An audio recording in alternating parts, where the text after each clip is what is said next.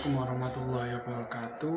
Perkenalkan, nama saya Fahmi Nasta Pratama dengan nomor induk mahasiswa 2019-210270. Di kesempatan kali ini saya akan mempresentasikan bab yang akan dipresentasikan tentang konsep dan landasan mata kuliah pendidikan kewarganegaraan di perguruan tinggi.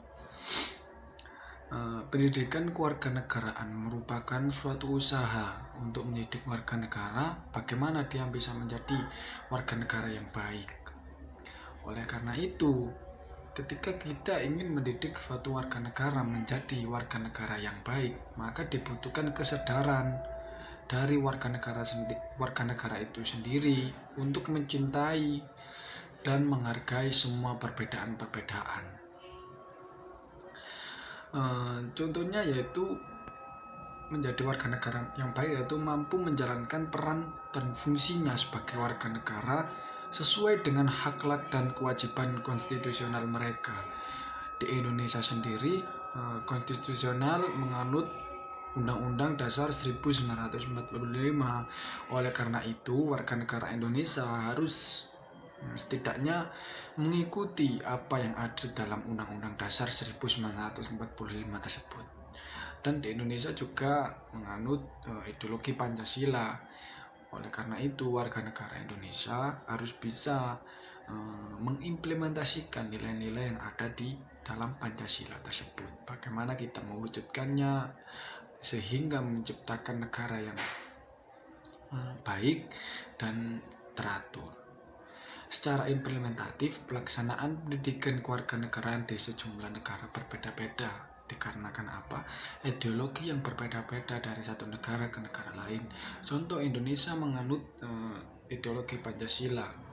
Belum tentu Korea Utara menganut Pancasila. Korea Utara menganut komunisme. Oleh karena itu, pembelajaran pendidikan kewarganegaraan di negara-negara yang lain itu berbeda-beda disebabkan oleh ideologi yang muncul dari suatu negara tersebut. Yang kedua, peran pendidikan kewarganegaraan. Peran pendidikan kewarganegaraan termasuk hal yang sangat penting. Karena apa? Bisa menumbuhkan rasa cinta terhadap tanah air sehingga dia bisa menjaga tanah air menjadi negara-negara yang maju. Peran pendidikan kewarganegaraan secara substantif tidak saja mendidik generasi muda menjadi warga negara yang cerdas dan sadar akan hak dan kewajibannya dalam konteks kehidupan masyarakat berbangsa dan bernegara, tetapi juga membangun kesiapan warga negara untuk menjadi warga dunia atau global society. Dari perspektif yang saya jelaskan tadi, kita tidak bisa semena-mena menjadi warga negara yang individu, warga negara yang hanya mementingkan negaranya sendiri. Kita harus menengok keluar atau menengok ke luar negeri. Kita harus menengok ke luar negeri dan kita harus berkaca sehingga kita menjadi warga dunia atau global society yang baik. Keuntungan dari kita menengok kayak kehidupan orang luar negeri dari sisi positifnya, kita bisa mengambil bagaimana orang luar negeri itu bersikap, bagaimana dia itu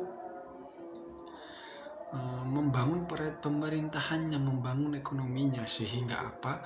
Sehingga pemerintahan luar negeri bisa maju daripada Indonesia. Kita harus mencontoh apa yang kurang dari Indonesia,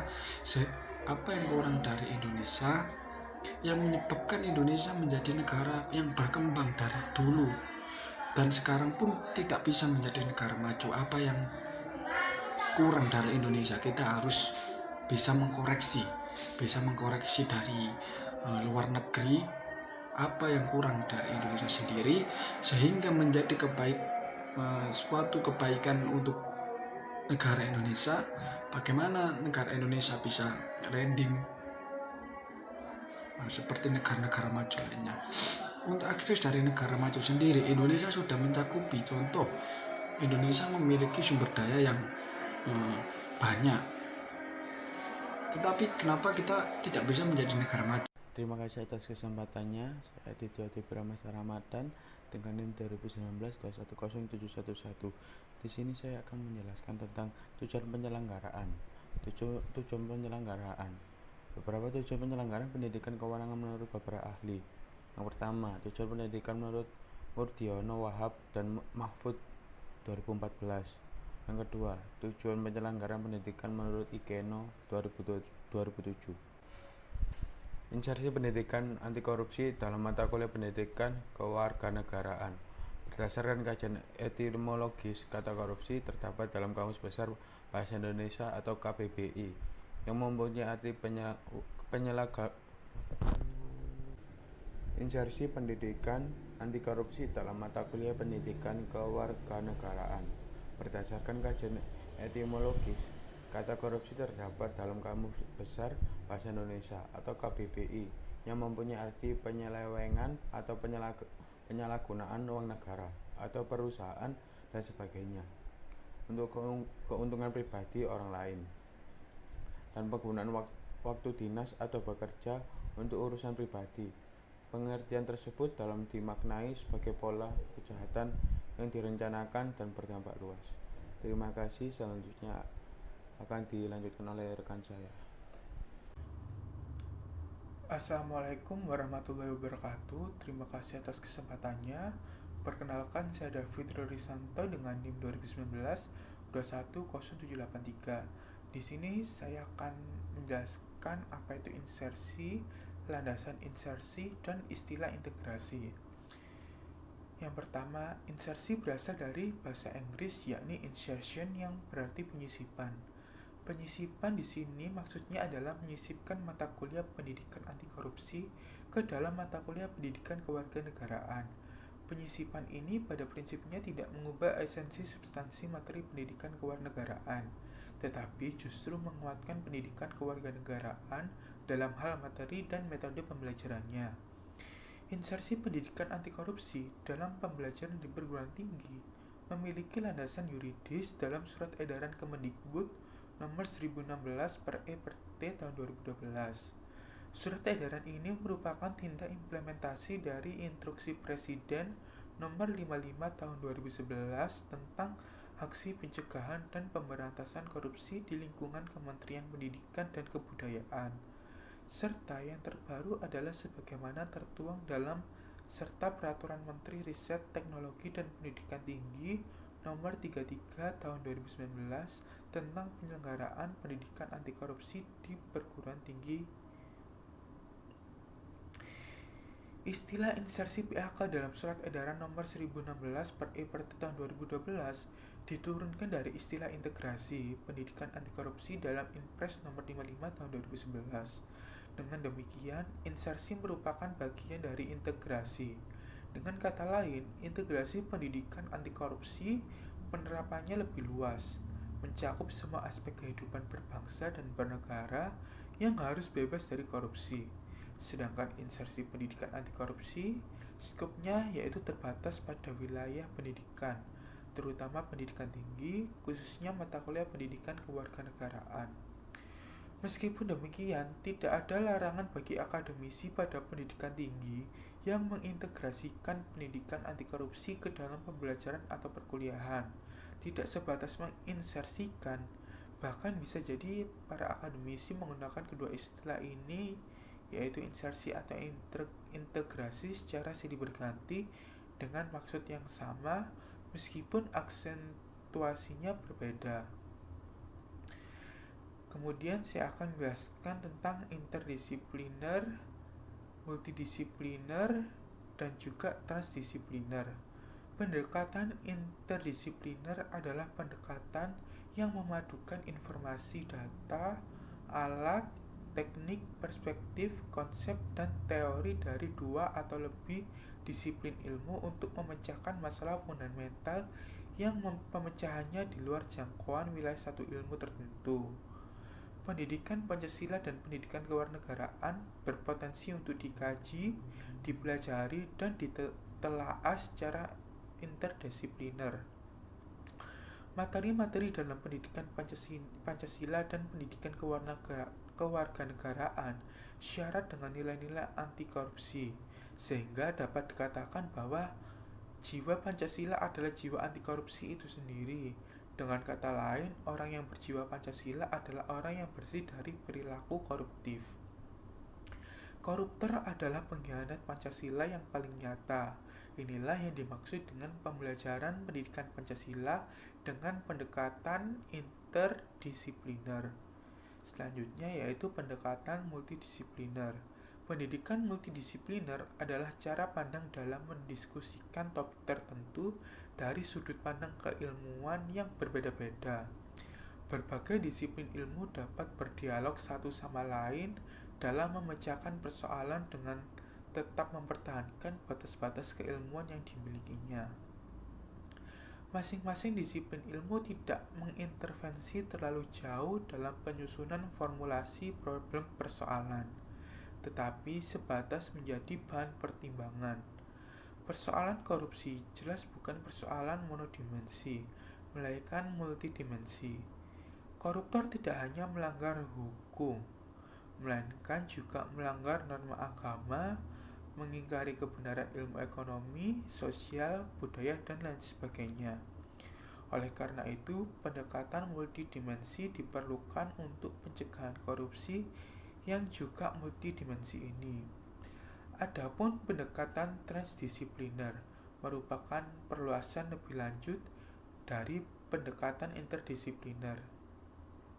Pendekatan transdisipliner adalah cara pandang untuk memadukan berbagai disiplin keilmuan yang mampu memecah kebekuan dan kejenuhan ilmu yang berdiri sendiri, serta mampu melunakkan batas-batas keilmuan itu sendiri. Pendekatan transdisipliner juga dapat dikatakan sebagai cara pandang dalam mengkombinasikan berbagai disiplin ilmu, bahkan non-disiplin ilmu atau pemangku kepentingan yang relevan, kemudian menciptakan ilmu yang lebih komprehensif dan sintetis yang menjangkau banyak bidang ilmu. Contohnya, wacana hukuman mati bagi koruptor masih mempertimbangkan hak asasi manusia. Di satu sisi, gagasan tersebut cukup rasional, karena korban terdampak korupsi sangat besar. Namun, di sisi lain juga Cina yang sudah menerapkan kebijakan tersebut sampai sekarang masih tinggi tingkat korupsinya.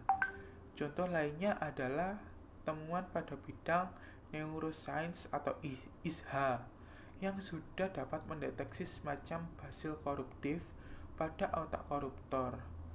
Jika semua calon pejabat publik diwajibkan mengikuti uji ISHA pada bidang neuroscience ini untuk mengetahui apakah terdapat basil koruptif pada otak yang bersangkutan, maka korupsi dapat diminimalisir. Dengan demikian, pendekatan transdisipliner adalah pendekatan yang mampu mengkombinasikan berbagai bidang keilmuan untuk menyelesaikan satu problem kebangsaan. Cukup sekian penjelasan dari saya. Bila ada salah kata atau kekurangan, mohon maaf. Wassalamualaikum warahmatullahi wabarakatuh. Selanjutnya, presentasi akan dilanjutkan oleh rekan saya. Terima kasih. Assalamualaikum warahmatullahi wabarakatuh. Terima kasih atas kesempatannya. Perkenalkan, nama saya Muhammad Buftem dengan NIM 2019-210769. Di sini saya akan melanjutkan presentasi dari teman saya. Dari PPT di atas menjelaskan bahwa insersi merupakan irisan dua disiplin ilmu, yakni pendidikan anti korupsi dan pendidikan Pancasila, serta pendidikan kewarganegaraan. Di samping insersi, keduanya dapat ditelaah atau dipelajari dengan pendekatan lain seperti integrasi, intermulti, dan transdisiplin. Dengan demikian, insersi merupakan salah satu bentuk pendekatan integrasi, intermulti, dan transdisiplin. Pilihan-pilihan pendekatan di atas perlu dibuka seluas-luasnya sebagai pilihan alternatif dalam mimbar akademik. Di samping itu, ragam pendekatan di atas telah menjadi corak pembelajaran atau perkuliahan pada perguruan tinggi, khususnya Universitas Generasi Ketiga. universitas generasi pertama masih menggunakan corak monodisiplin, sedangkan universitas generasi 2 masih terkungkung pada pendekatan dialogis. Dan kini, pada abad ke-21, tibalah saatnya menggunakan pendekatan inter, multi, dan transdisipliner, termasuk dalam insersi pendidikan Pancasila dan pendidikan kewarganegaraan, pendidikan anti korupsi, transdisipliner, interdisipliner, dan multidisiplin. Integrasinya adalah integrasi dan insersi. Secara lebih teknis, buku ini menawarkan dua model insersi, yakni paralelisasi dan internalisasi.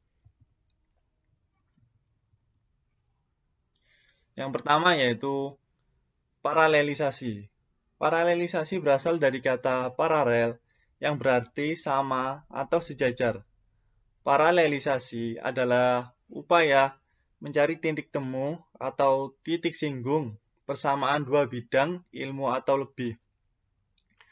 Metode ini pernah digunakan oleh Syed Hussein Nasr dan Mukti Ali dalam mencari titik temu agama Islam dan agama Nasrani. Waryani Fajar Yanto tahun 2012 menjelaskannya. Kedua agama ini tidak dapat dilihat dari masing-masing kenabian baik Islam Nabi Muhammad maupun Kristen dari Isa Al-Masih. Tetapi harus dilihat dari nabi sebelumnya, yakni Nabi Ibrahim alaihissalam.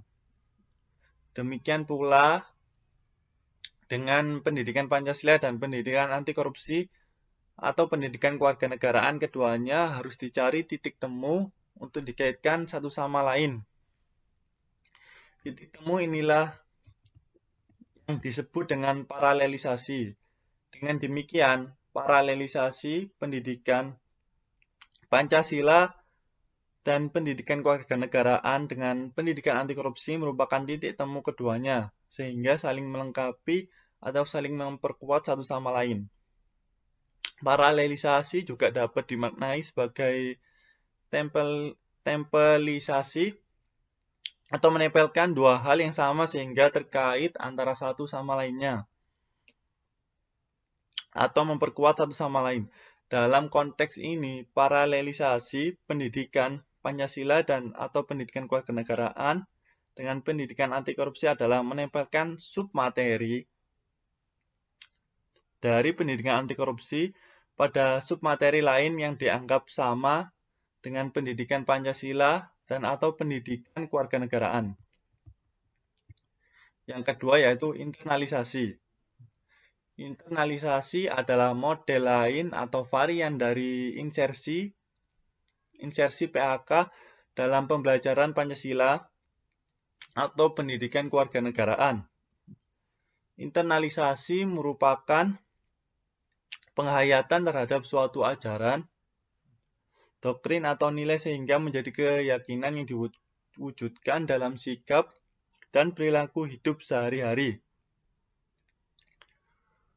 Menurut Muhammad Unggul Wibowo, Joko Stiro tahun 2017. Selanjutnya yaitu metode insersi. Metode insersi dilakukan dalam proses pembelajaran. Tujuannya ialah agar kegiatan pembelajaran dapat dilakukan dengan menyeluruh atau holistik. Dalam berbagai kajian keilmuan, buku ini bertujuan untuk menguatkan proses insersi berkait dengan pendidikan anti korupsi dan mata kuliah pendidikan warganegaraan di perguruan tinggi. Tujuan dari insersi mata kuliah pendidikan anti korupsi ke dalam mata kuliah pendidikan kewarganegaraan adalah yang pertama, yaitu menggali potensi mahasiswa dalam pendidikan anti korupsi sebagai bagian dari perwujudan pembentukan warga negara yang baik dalam pendidikan kewarganegaraan. Hal ini sangat penting, khususnya untuk para mahasiswa agar mengetahui manfaat dari pembelajaran Pancasila, kewarganegaraan, dan pendidikan anti korupsi itu sangat penting sekali, khususnya untuk generasi penerus bangsa. Yang kedua yaitu mengembangkan kecakapan intelektual dan sosial mahasiswa mengenai pendidikan anti korupsi dalam pembentukan warga negara yang baik. Kita sebagai warga negara harus menanamkan kepada para mahasiswa atau para penerus bangsa bagaimana caranya untuk mencegah adanya korupsi sejak dini, yaitu dengan menanamkan sifat-sifat religius dan sifat-sifat yang baik. Dan kita juga harus menanamkan budaya nasional. Selanjutnya yaitu yang ketiga adalah membentuk pola kepribadian mahasiswa yang dapat menanamkan nilai-nilai anti korupsi sebagai salah satu tujuan pelaksanaan pendidikan kewarganegaraan di perguruan tinggi. Berdasarkan tujuan tersebut maka disusun buku ini. Tujuannya yaitu agar para mahasiswa itu bisa mengetahui manfaat dari mengetahui pendidikan kewarganegaraan itu seperti apa. Meskipun kita sudah diajarkan di waktu SMA, tetapi di perguruan tinggi ini pun juga sangat penting karena akan lebih diperluas lagi pembukaan untuk mempelajari pendidikan kewarganegaraan ini. Sekian presentasi dari kelompok kami. Wassalamualaikum warahmatullahi wabarakatuh.